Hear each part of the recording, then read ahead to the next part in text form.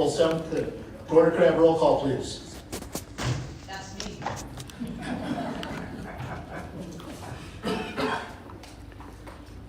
Councilmember Dodson. Here. Councilmember Burbank. Here. Councilmember Voss. Here. Colby. Here. Ham. Here. Mayor Matt. Here. Councilmember President. Here. You have 6 council members present along with the mayor.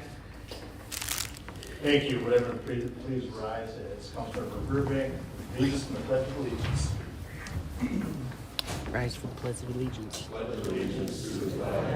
Of the United States of America, and to the republic for which it stands, one nation, under God, indivisible, with liberty and justice for all. Okay, first up tonight is the City Council agenda. We've got 2 changes. We're going to be moving 3.2.1 consent agenda, and we will be removing 3.2.3 from the regular agenda. With that, I look for a motion to approve the agenda. Motion to approve the agenda. Motion by Doug to approve. Do I have a second? Second. Second by Nate. Any further discussion? Councilmember Raines, I made note that Councilmember Stenby is not here for the record. Thank you.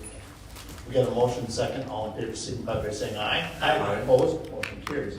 Mayor Jessup, have you got any for us this evening? Nothing tonight, thank you, Council. Okay. We're now up to the consent agenda. Consent agenda consists of city council meeting minutes, board commission minutes, licenses, permits, and miscellaneous items all grouped together for the council to review prior to the meeting and vote on collectively. With that, I will entertain a motion on the current consent agenda items. So move. Motion by Dan to approve. Do I have a second? Second. Second by Don. Any discussion? Hearing none, all those in favor signify by saying aye. Aye. Opposed? And the consent has been approved. We are now up to the action items. First up tonight is Resolution 42-26, application, that's been moved. We're at 3.2.2, Resolution 43-26, authorized bids to the 2026 street and utility project. We go to Sean Murphy for that. Good evening, Mayor and Council. Requesting council approval of our 2026 street utility project, plans and specifications, and authorization for us to go out and advertise for bids.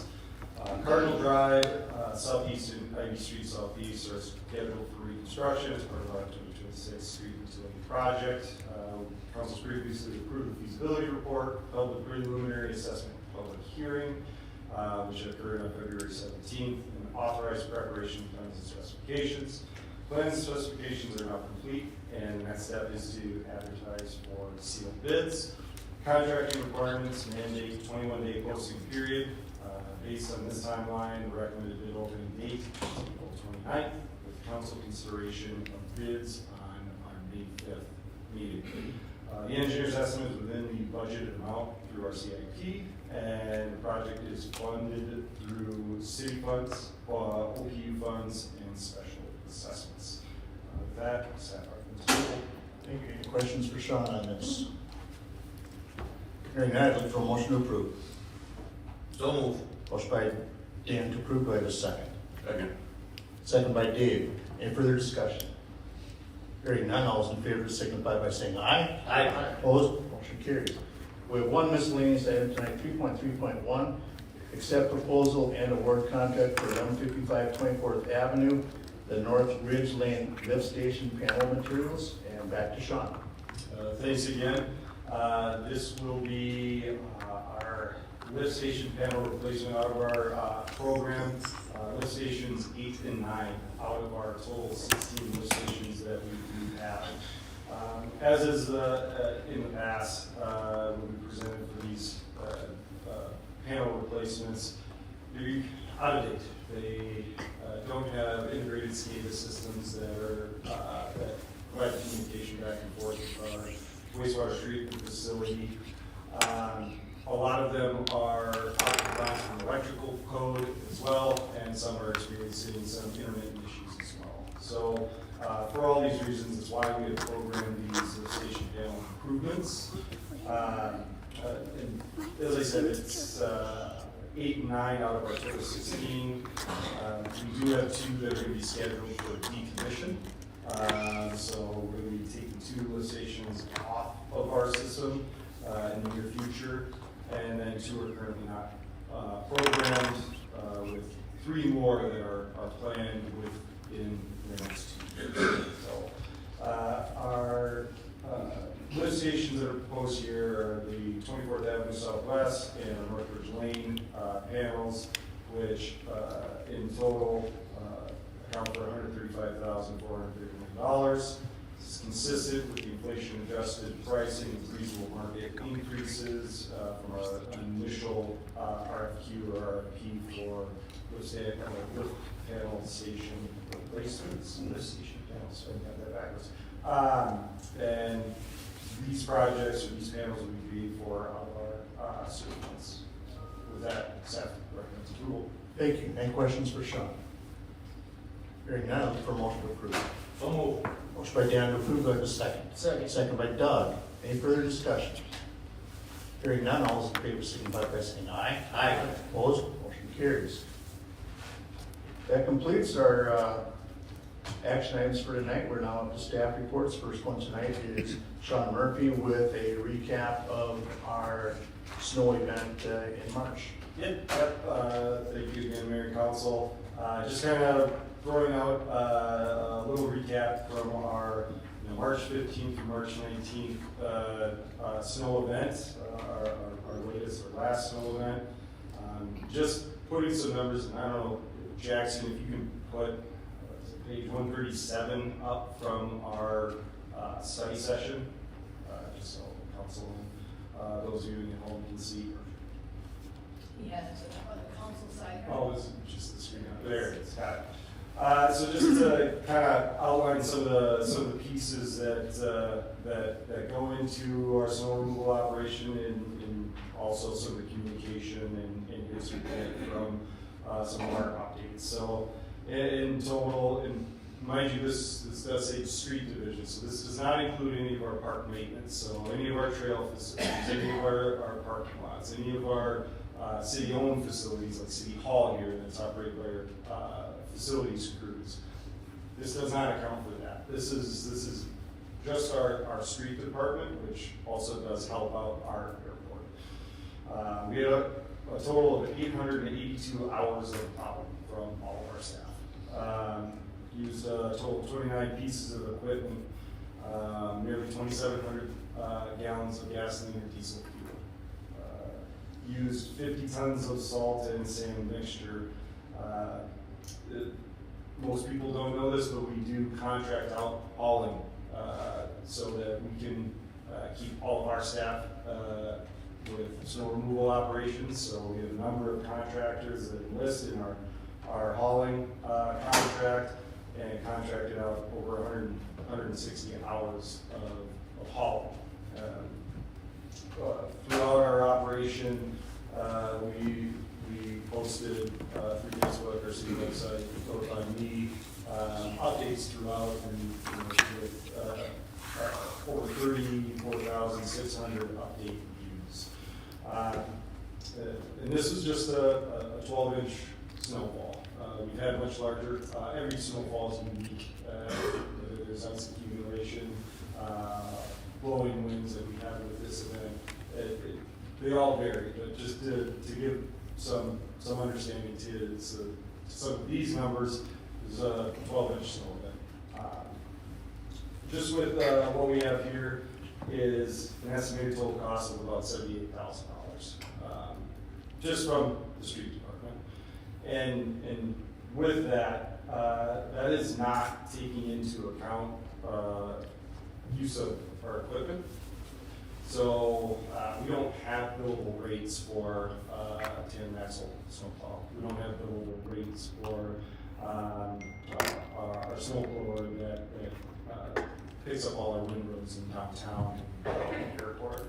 So if we were to apply, so like our windstorm event this past fall, if we were to apply FEMA rates, which are on average probably par to the course for equipment rates, John Martin, the maintenance manager, would say that they're probably a lot lower than the going rate. If we were to apply that to all of our equipment hours that we put in for just this snow event, it would have resulted in a total cost of nearly $185,000. $100,000. So just to paint a picture of what kind of operation that is, I mean, I think we had over 335 hours just within the street department of overtime for that event, just for 5 days. So just trying to give an understanding, so like I said, every event is different. Not every event is like this that results in a 3-day cleanup after a 2-day event. But we get, on average, 1 to 2 of these a year. So it's a huge undertaking from our streets department as well as our park maintenance, our facilities that clear out the rest of the non-right of way and airport areas. So with that, any questions? Any questions for Sean? He answered mine, it was gonna be, of the 882 hours of plowing, how much, but hit the overtime, what's it take? Yeah, so it's about 335. 335. Dan? Just congratulations. Hard job well done to you and your guys. That was awesome and handled very quickly. Thank you. So is it safe to say, once you had the park and rec and doing the parking lots, I mean, this one event was well over $100,000? Yeah, I mean, not knowing their specific equipment, hours that they plugged in, because another thing people probably don't know is that this isn't just our street department. So our mechanics who work in the street department, they come out and plow. Our wastewater, we have wastewater staff that operates on street equipment in larger snow events, or help us out with some of the haul trucks we do have. We even have parks maintenance that comes on to our street department to help with our street rights of way that we are creating. So that's what we did within the street department, including that staff. So I'm comfortable saying that, yeah, it's probably Yeah. over $100,000. Any other questions for Sean? All right, thank you, appreciate the update. Our second update tonight is Police Chief Mondale. Good evening, sir.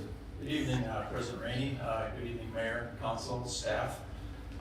Based on popular demand, the presentation tonight is going to come from Captain Duchesne and Sergeant Joel Hunt. So to invite them up and provide the staff update. Good evening, guys. The first update I'd like to give is on the IC4.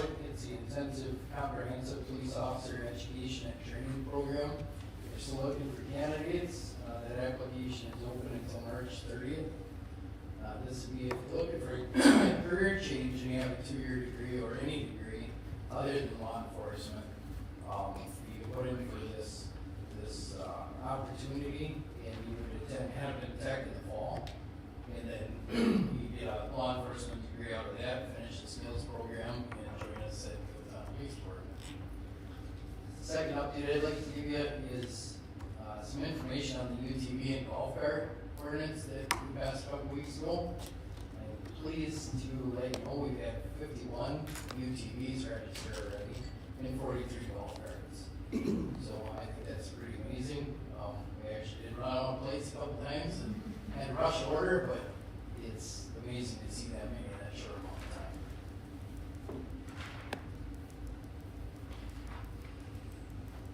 Okay, the one you're probably looking forward to, our Axon program.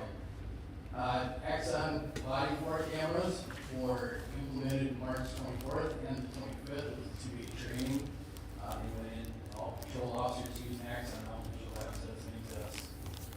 2-week training, that's the SWAT cameras. The installation started on the 31st, and that is complete. Every SWAT car, marked SWAT car has Fleet 3 camera in it now. With those two connected together, now evidence.com is up and running. All of our evidence is stored in one location now. Next on the list would be our TASER 10 training, and that's set for April 17th. And then every officer will be equipped with the new TASER 10, which is all part of this same package. And then our interview room cameras are set to be installed April 21st. Alright, the body cameras, here's what I'm hearing from the staff, besides they love it. They're extremely easy to use compared to visual labs where we had to take the cell phone off our chest. We had to turn it on, hit a little button, try not to hit the up or down button. This is a big button to activate. There's several different ways it can activate the battery. You won't have any problems with the battery lasting the entire shift. Cell phone applications, extremely easy to use. So they're really impressed with that. They can take photographs from it. They can record audio statements. Send meeting links, which will be the next one. Here's a huge time saver for us. Now we have, it's one of the common ones we get, stop arm violations, where the bus company sends us a video from the bus that showing the violation. We can send them by an email. We used to have to take them off for email, put them into evidence. Now I can send them a community request link. They can send all that information in that link, and it's going to download it right into evidence.com, which means we can open it. All the way through Visual Labs, or sometimes you get it from other companies, you might not be able to open the link that they send you. So this is a one-stop shop and really is going to save a lot of time.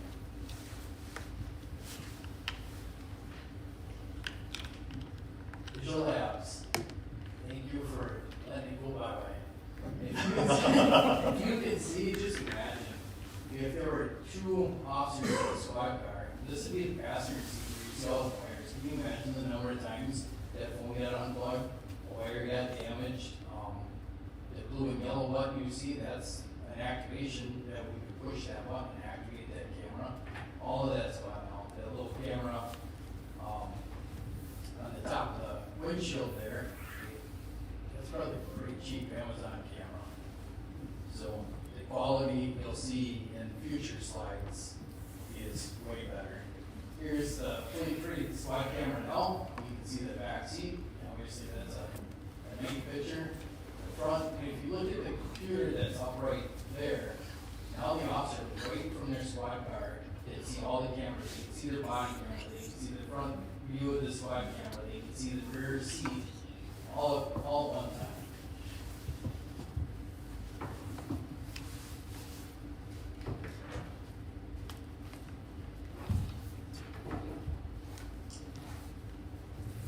So now I'll dive into some of the AI features. It's the AI that's in our body cam is Assistant. It has the live translate feature that allows us to activate our body camera, it'll begin recording, and then it'll either auto detect or we can tell it what language to translate. Like I said, there's 50 different languages. This is a demo video. You'll recognize the suspect as one of our officers, so this is a demonstration, and he really wasn't pulled over here in front of City Hall. So I'd like to thank George and Sergeant Oltrin for doing that. So I think we'll just flip through and we'll play it. So. And Jackson, there's audio.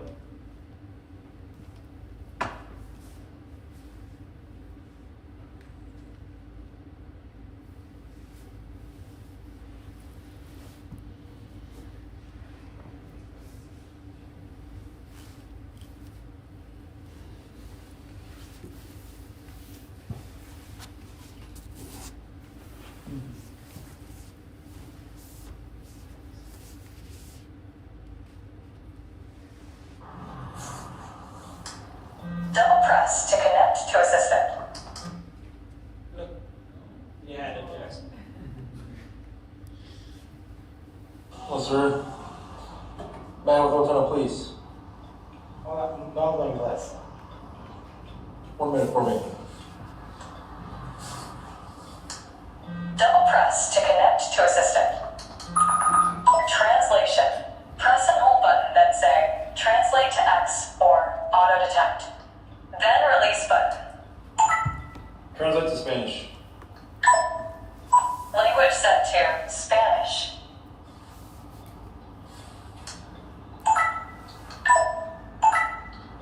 Hello, sir. I'm Matt with Owatonna Police Department.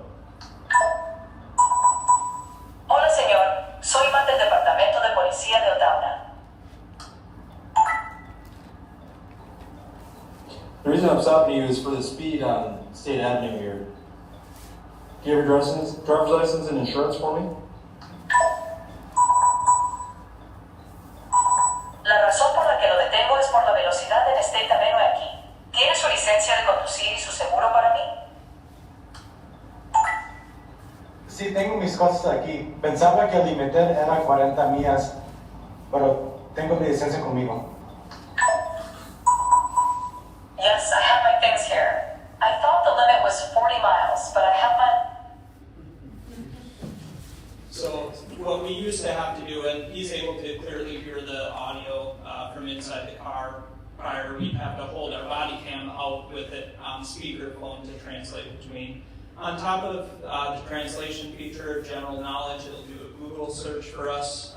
We just have to talk to our body cam and ask it a question. And then as we upload our department policies or city ordinances, we can actually ask our body camera to review what is the noise ordinance or how long can somebody be parked with a commercial vehicle, and it'll jump to that ordinance and read it back to us. Hello, sir. With evidence.com being fully operational, that's our digital evidence management. Everything goes in there. It's also where we'll launch the other AI piece, which is Draft One. It is our AI report writing software. What it does is it uses the transcript, the audio from the body camera. It does not interpret the video. It uses the audio only to create a transcript, and from that it will pull out it'll summarize the statements that are given to us. So it does a lot better job of summarizing statements than officers can in a more timely manner. There are still safeguards built into it. There's 3 levels of safeguards. So the officers have to review the draft before they can copy it out of the Draft One application and paste it into the report. Things like there were space aliens that showed up and took the suspect up into the sky before taking him to the jail. So it's very obvious errors in there, but that makes you read word for word because nobody wants that in the report at court time. Cases, that's where our records department will take all of our information, build a case with all the different evidence, and then share it with the county attorney's office, which has purchased Axon Justice, so they can comb through our evidence a lot easier to present a better case. We also have performance, which is how supervisors can easily monitor officers' use of it, and you can see our target goals there. It's a very user-friendly way to audit and track proper use. This is just when up in the top left is Visual Labs and how you would see the information in Visual Labs. You can see the video, it's a smaller screen. You can see the GPS and a little bit of speed information if that body camera is moving. With Axon, there's a lot more information. It's a better picture, a wider view. In addition, that's where on the right side you'd see that transcript of the call that's already being uploaded before the body camera is docked. So even if with the information not completely uploaded, the officers will see that. That transcript is searchable, so we can use keywords like, I want to get to the part where I read Miranda, so I'll search Miranda or a specific item.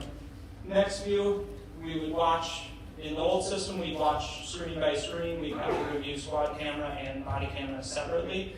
With Axon, we can now, this wasn't real again, we were just setting up a demo on the building inspections vehicle in the back lot, but we can simultaneously stream up to 4 cameras. So that's 2 squad videos that we're watching and 2 body camera perspectives.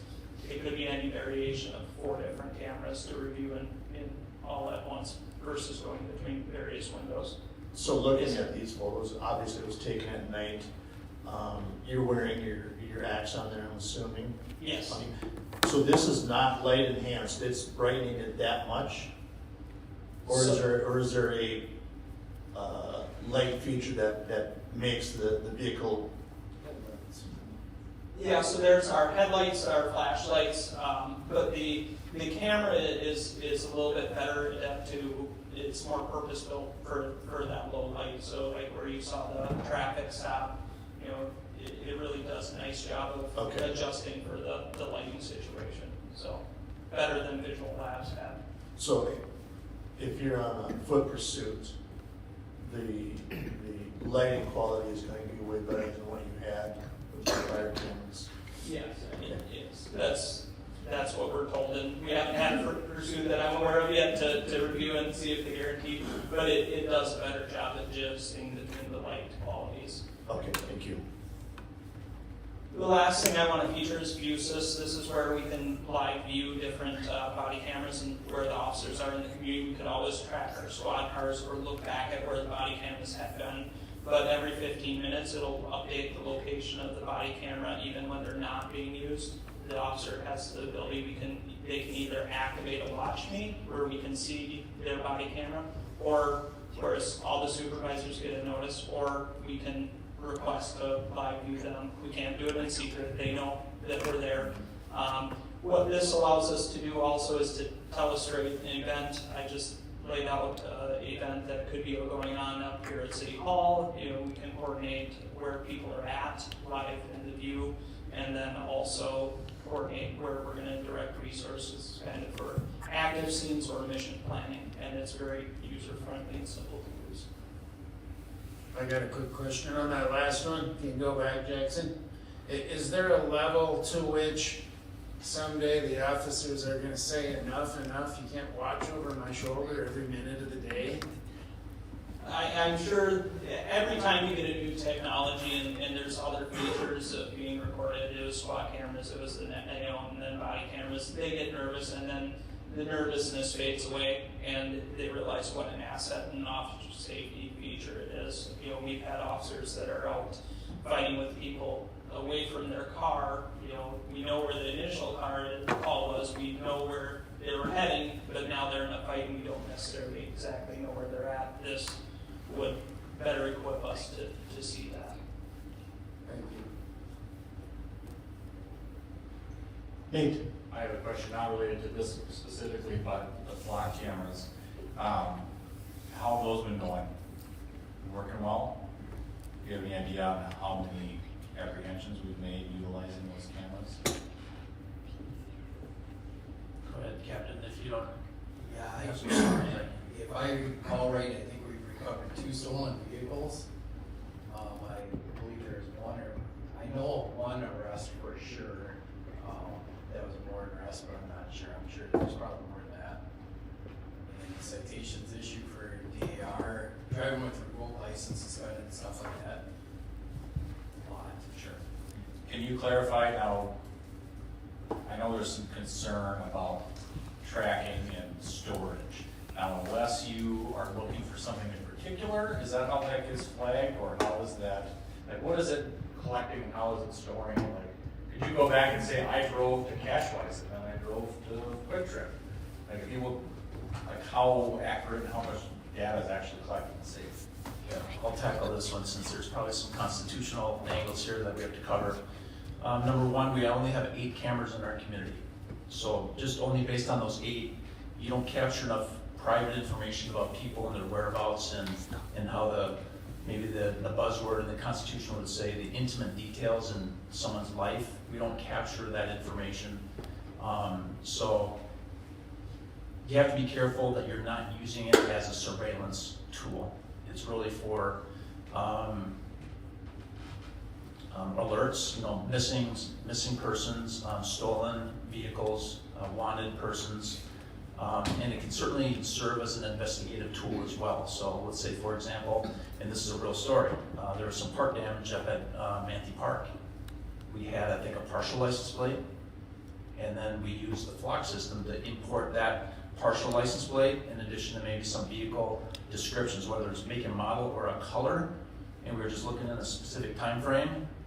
It actually captured an image of that vehicle and the license plate up on the 24th and Cedar camera. Prior to the damage. Correct. And So we were able to connect storing, so you can go back and look. 30 days. Okay. 30 days. So there's definitely, that was probably more of a local success right there. But I think it's a very it's a valuable tool. I think it probably gives you a little bit of a sense on kind of maybe what is coming into our community, because it is on the ingress routes of our city. You know, some of the key high traffic areas is where we have these set up. So it kind of gives you a little bit of a feeling of you know, maybe safety. Since we're not getting hits on like murder suspects and serious felony crimes, wanted persons or missing persons, it kind of gives you a little bit of a pulse on kind of what's happening in the community. Yeah. One other question. Did I understand right that I heard someone tell me that we captured on a statewide or nationwide thing, and our cameras caught it, and we apprehended the suspect? Yes, that was due to a flock hit on West Bridge. Perfect, thank you. The other one was, recovered stolen U-Haul. That was a flock hit on 26th Street, and I think if I recall right, it hit on Cedar and 24th too. And the officers found that on the side of the street. Dave? When you're doing stop arm violations with the buses, how are they recording? What type of setup do they have in the bus that they're recording? They have about 4 different camera angles in the school bus. There's an angle where it's looking back through the bus and showing the driver and the kids, the ones we're all nervous about when we were kids, and the ones of us that had bus cameras.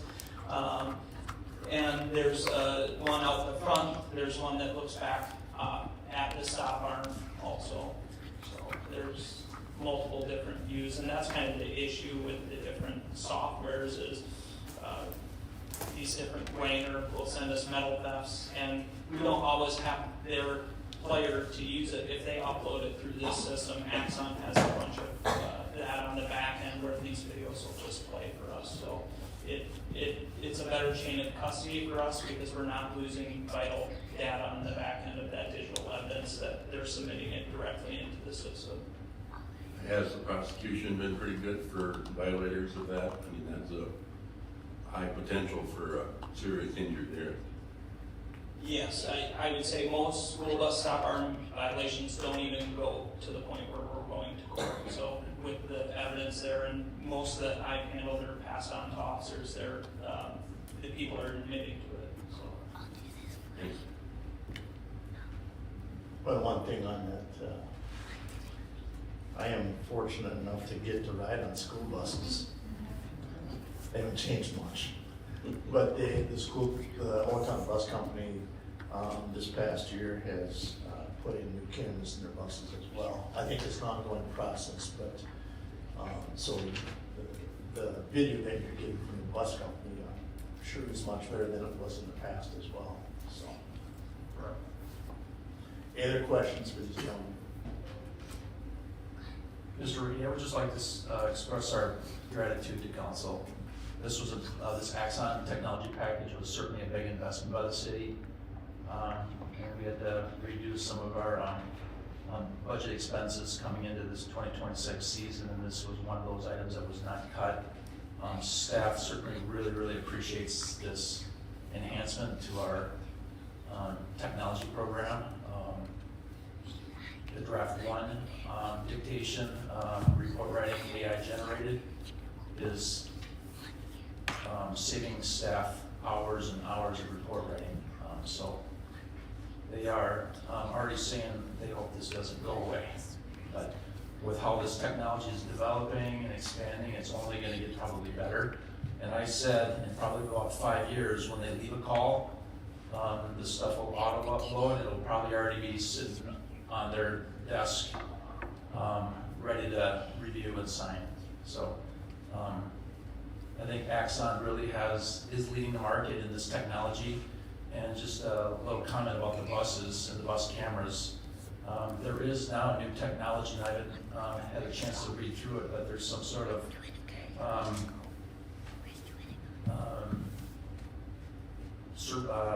camera technology that I think Axon is incorporating into school buses. So again, it's another that business continuity integration that you see in these Axon products, and they're leveraging school buses to help probably capture that information and upload it and deliver right to the officers on evidence.com. But thank you for this investment. It's certainly paying its dividends. And although the 2019 Visual Labs product was the right choice then, the system is not keeping up with the technology in the market, and Axon has certainly done it right. So thank you. Thank you both for your service to our community, along with the rest of your staff. It's greatly appreciated. Thank you. Thank you. We're now up to public comments. Please limit your comments to 3 minutes. Approach the microphone, sign in, and state your name and address for the record after being acknowledged by the council president. Speakers will be limited to 3 minutes to deliver their comments. Council Vice President Voss will be timing and hold a hand after 2 minutes and 45 seconds. Notify the speaker they have 15 seconds to complete their comment. Those speaking are asked to conduct themselves in a respectful manner as they deliver their comments. Audience members are asked to refrain from reacting to comments. City Council will not respond directly to comments in this venue or take immediate action in response to them. With that, I will open up the public comment portion.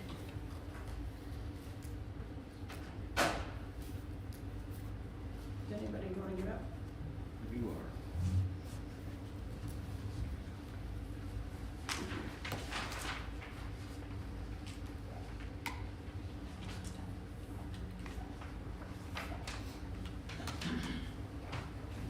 I have to tell you, the acoustics in here are really bad. After I had my cancer treatment, my voice was affected, so you might not understand some things I'm saying, and my hearing was affected. And I've only heard like 90% or maybe 85% of what's going on. The acoustics are really bad in here. Even with my $4,000 hearing aids, they're really bad. So of course, you know, I'm here to talk about Main Street. So, took the wrong one down.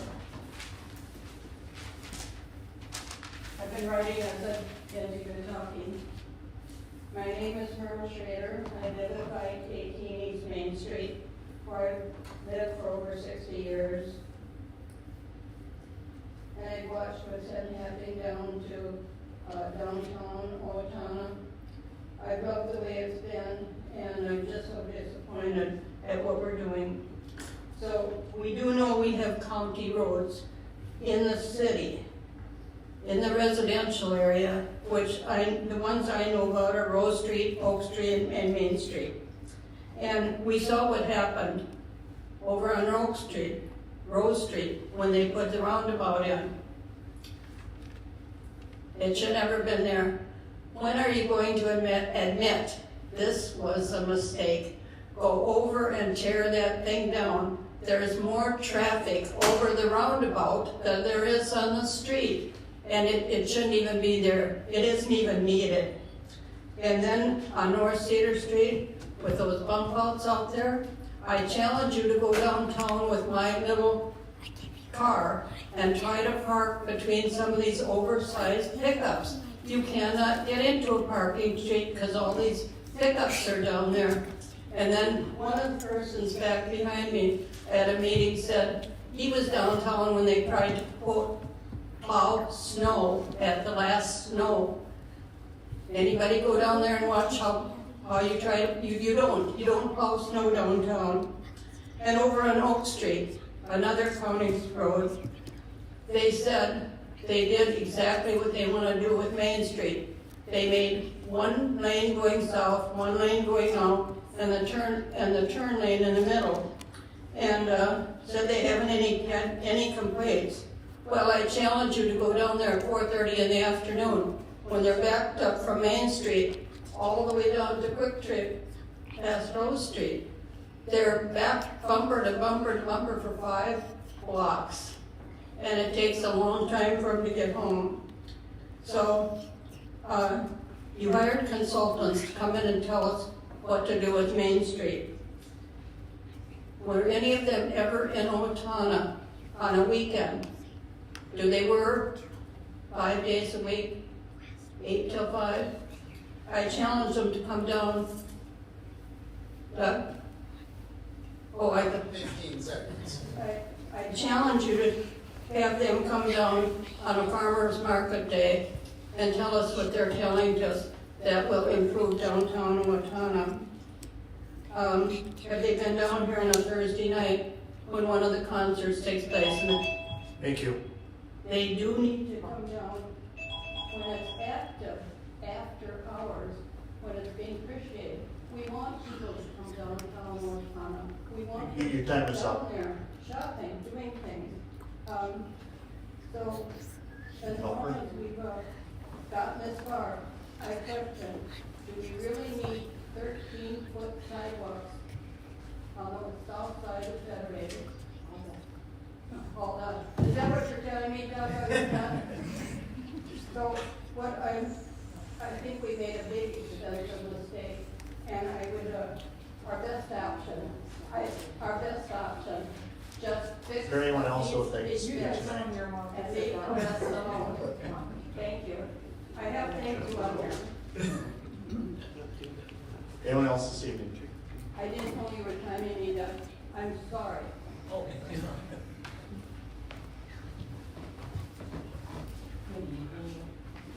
Catherine Coleman, I'm a resident.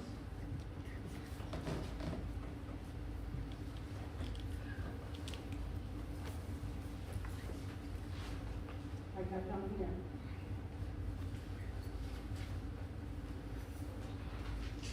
I wanted to, that's really hot. I'm just gonna back that up a little bit.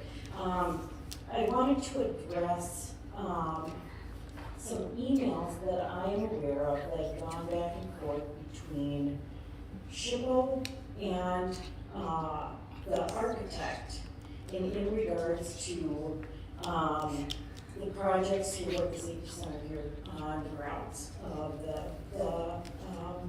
State Public School for Independent and Neglected Children.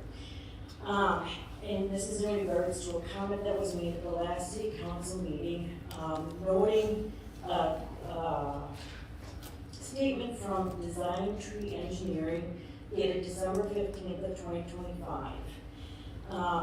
In this statement, it says that neither project, both fire and the police department building, involve buildings listed on the National or State Register. The National Register of Historic Places on the State Register, that being right. There are 4 total listings, 2 for the fire department, and there are 2 for the campus that we're on. I'm going to quickly name the numbers of them so that it's on the record, because I have a feeling I'll run out of time. In 1975, this is on the National Register of Historic Places. The National Park Service reference number is 75001030 for the administration building and about 2 acres of the surrounding area right here.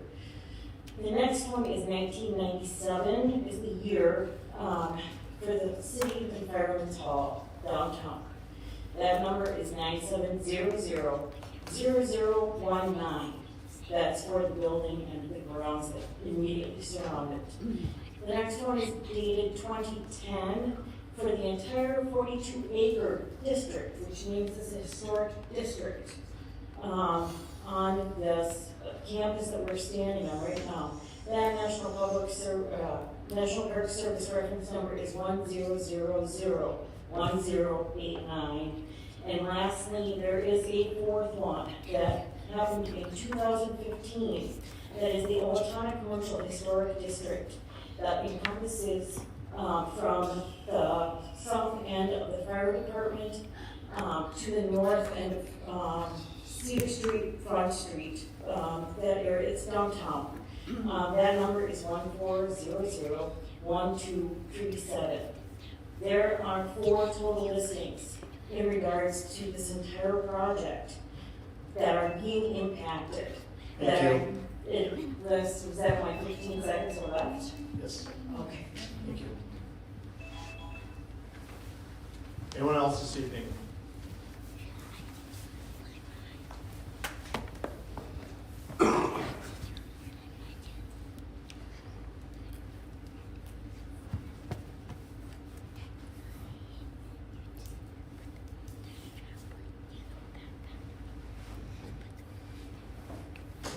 evening, my name is Jane Hogan, I'm a resident here at 233 East McKinley. I'm curious to see what's going on with my next door neighbor, the famous Order House.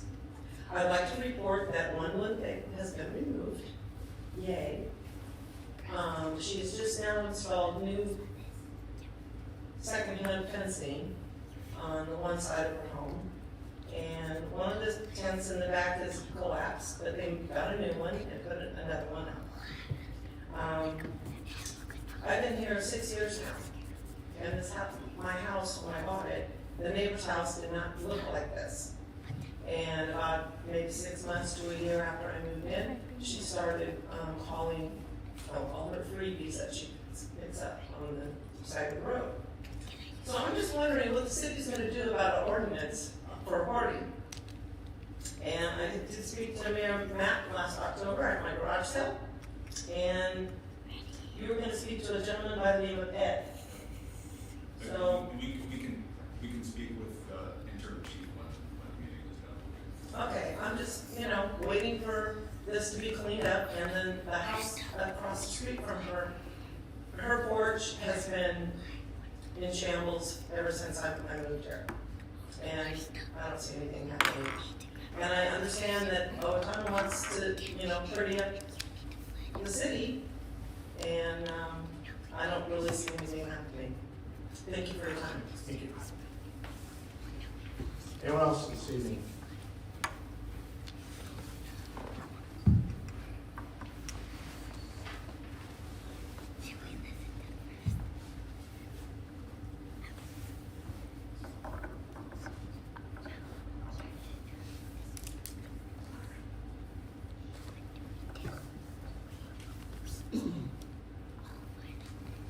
Tyrell Alistair Hunter, 210 North Oak, number 206.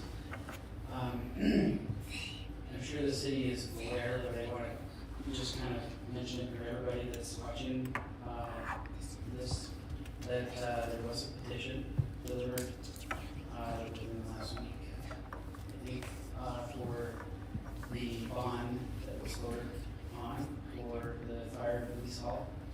I just want to point out a couple of key things on that. 2,700 signatures. There are 25,000 residents. That's at 12%. 12% of the population of Owatonna is asking for a voice. Give us a vote, please.